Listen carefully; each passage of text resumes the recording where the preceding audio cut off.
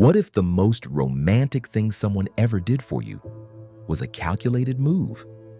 What if the flowers, the late night texts, the "you're the one" after 2 weeks were never about love?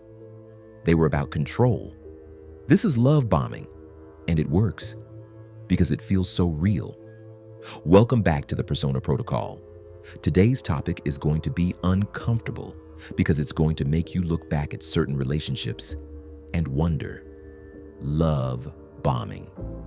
It sounds almost sweet, almost harmless. It is neither. Love bombing is a manipulation tactic used by narcissists, psychopaths, and emotionally predatory people. It involves overwhelming a target with affection, attention, and admiration. Gifts, constant contact. I've never felt this way about anyone. Within days, sometimes within hours, it feels like falling, fast, perfect, inevitable. That's the point. The human brain is simply not built for this.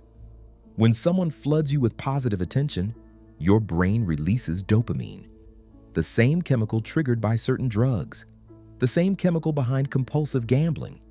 You become chemically attached before you've had the chance to truly see who this person is. And then, once the attachment is formed, the love bomber pulls back. This is the cruelest part. After the flooding comes the drought. The calls stop. The warmth disappears.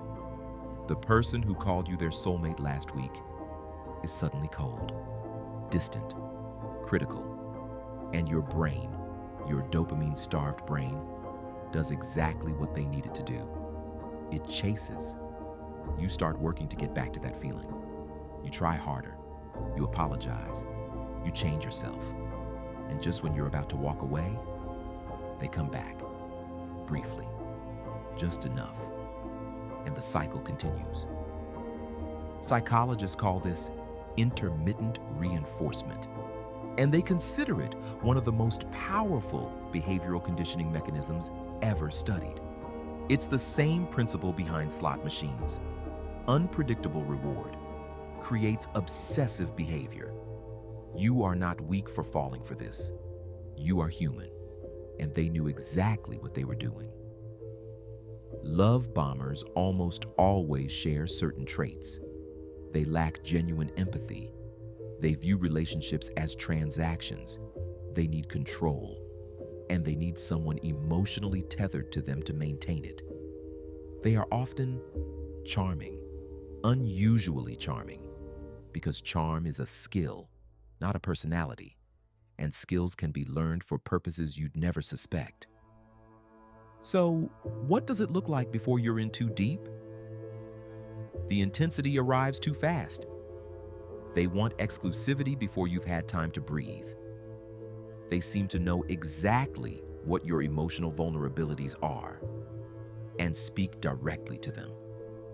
And if you look at their past relationships, they all ended the same way, with the other person confused, exhausted, questioning themselves. Slow down, even when everything feels electric, especially when everything feels electric. Real love builds.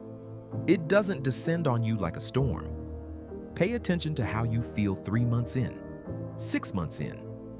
Do you feel more like yourself or less?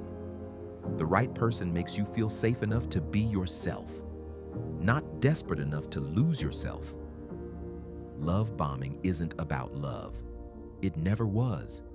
It's about architecture, building a version of you that they can control. See it for what it is. Drop a comment below if you've ever experienced this, or if you think you might have. Subscribe to the Persona Protocol, because the truth about human behavior is darker than you think, and you deserve to know it.